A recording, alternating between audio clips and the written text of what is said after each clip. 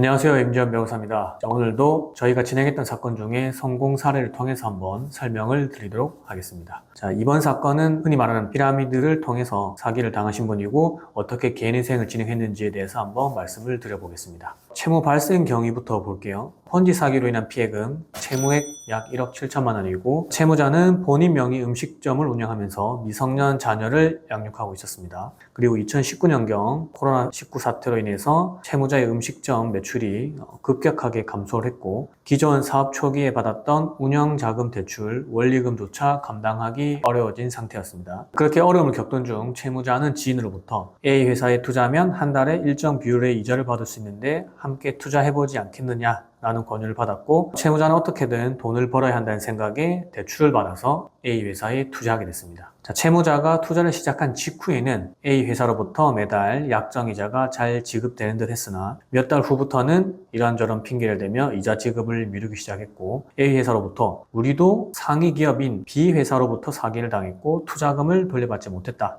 이에 현재는 이자 지급이 어려우니 다음 달부터 원금의 일부라도 순차적으로 돌려주겠다는 일방적인 통지를 받았습니다. 그러나 채무자는 그 이후에도 약정 이자는커녕 원금조차 전혀 돌려받지 못했고 뒤늦게 투자 사기 피해 사실을 인지하고 다수의 피해자들과 함께 경찰에 신고를 했으며 개인 인생을 신청한 사안이었습니다. 이런 폰지 사기, 피라미드 사기에 대해서는 너무 흔한데 또 자주 당하기도 합니다. 일단 월 이자를 3%, 4% 이렇게 약정을 하는 곳은 대부분 다 폰지 사기라 보시면 되고 다른 사람의 투자금을 받아서 나에게 지급하는 형태로 이루어집니다. 그래서 초기 몇 개월은 이자가 지급될 거예요. 난 이자를 지급받았기 때문에 이 회사는 탄탄하구나, 믿을 수 있구나 이렇게 생각하시면 절대 안 됩니다. 일단 지금 이 영상을 보고 계신 분 중에서도 혹시나 월 이자 3% 또는 2%이 정도로 해서 투자 수익금을 약속받고 뭔가를 진행하고 계신 분은 지금이라도 빨리 투자금을 회수하시거나 더 이상 투자금을 넣지 않으시기를 권유드립니다. 자, 법원에서 나온 보존 공고 내용을 한번 살펴보겠습니다. 채무자가 채무 발생 경위를 투자 사기 피해라고 주장하고 있는 바 투자 사기 피해 사실을 객관적으로 입증할 수 있는 자료를 제출하고 투자금을 채무자의 A 회사에 대한 채권으로 보고 회수 가능 금액을 청산가치에 반영할 것. 자, 해당 사건은 한참 폰지 사기가 성행하던 시기에 저희 율마를 의뢰된 사건으로서 폰지 사기의 수법이나 구조를 정확히 알고 소명해야 채무자의 투자 사기 피해 사실 및 채권 회수 가능성이 없음을 명확히 소명할 수 있는 겁니다. 피해 당한 금액을 채권으로 판단해서 청산가치에 반영하게 되면 제가 뭐라고 말씀드렸죠? 항상 채무자의 청산가치가 높아지면 높아질수록 개인회생 진행할 때 불리하다 말씀드렸어요. 계속 청산가치가 올라갈수록 나의 총 변제금도 늘어나게 되고 그렇게 되면 매월 변제금도 늘어날 수밖에 없기 때문에 채무자의 청산가치는 낮을수록 좋다는 말씀을 제가 드리고 있는 겁니다.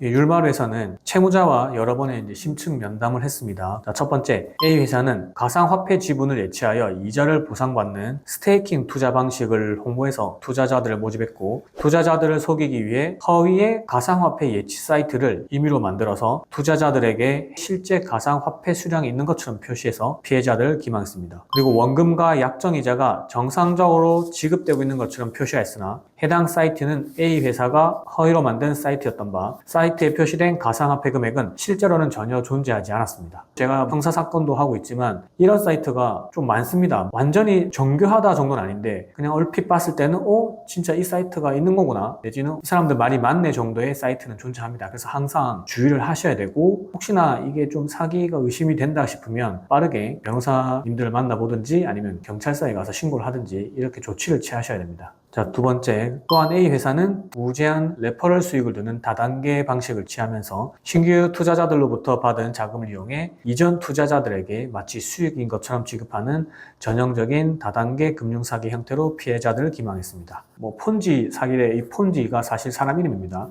이미 100년 전에 이 폰지가 이런 형태로 사기를 쳤고요. 지금 그게 100년이 지나도 여전히 이런 형태로 사기를 치고 있는 겁니다. 주의하셔야 돼요. 채무자 또한 투자를 시작한 시기부터 A 회사의 허위 가상화폐 예치 사이트상 허위의 가상화폐를 실제로 보유하고 있는 것으로 생각하였고 몇 달 후 A 회사 측에서 본격적으로 예치 사이트상 가상화폐 추금을 막은 직후 해당 사이트를 폐쇄 조치하면서 다수의 피해자들이 사기의 피해 사실을 인지하고 경찰에 신고를 한 것이었습니다. 자, 율마루 대응에 대해서 한번 살펴보겠습니다. A 회사의 허위 허위 가상자산 예치 사이트가 이미 폐쇄된 이후였기에 소명 방법을 고민했습니다. 채무자와의 심층 상담을 통해서 채무자가 투자 당시 허위 가상자산 예치 사이트에 표시된 잔액 표기 화면들을 캡처해서 지인에게 메시지를 보낸 내역이 있음을 확인했습니다. 이를 사기 피해 사실 소명 자료로 활용했고, 추가로 채무자가 금융기관으로부터 대출을 받은 직후 A 회사로 송금한 내역, 그리고 피해 사실 인지 직후 경찰에 신고한 내역도 첨부해서 잘 정리를 했습니다. A 회사의 폰지 사기 사건은 당시 뉴스 기사에도 보도될 정도로 피해 규모도 매우 컸습니다.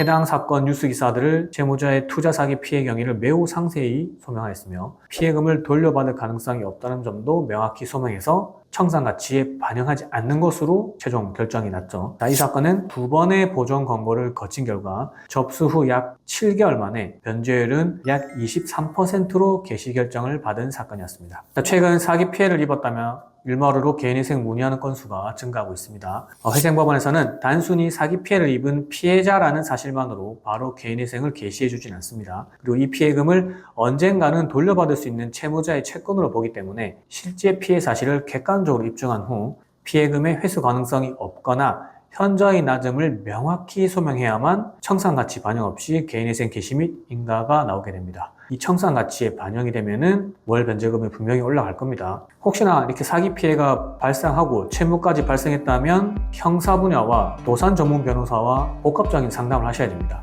저 같은 경우는 이혼, 회생, 파산, 형사 전부 다 전문 자격증을 보유했었기 때문에 상세한 상담이 가능하고, 혹시나 이렇게 동일한 사례로 걱정을 하시거나 개인회생 파산을 준비하고 계신 분들은 법무법인 율마루로 전화를 주십시오.